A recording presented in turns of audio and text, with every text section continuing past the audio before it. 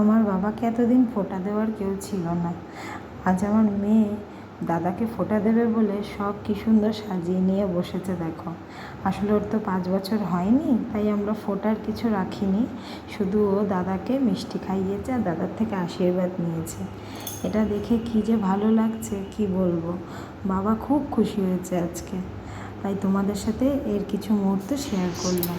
ধরো সব দুয়ার দিয়ে ধরো। হ্যাঁ রাখো, বলো বসো, দাদার কাছে বসো। হ্যাঁ দাঁড়াও দাঁড়াও।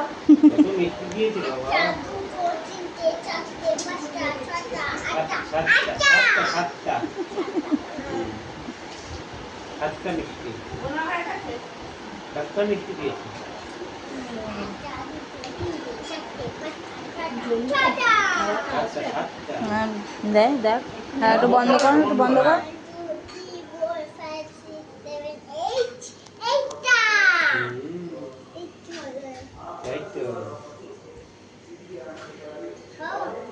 দাঁড়াও দাঁড়াও, খাওয়াবে দাঁড়াও। আগে দাদা তোমায় ধান দুব্ব দিয়েছি, তারপর ওদিকে এটা দাও, দাদার মাথায় ঠেকাও আস্তে করে। হ্যাঁ ও বাবা আস্তে করে। হ্যাঁ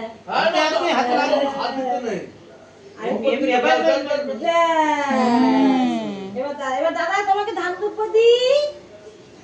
হ্যাঁ বাহ বাহ বাহ। ছাগটা বাজা।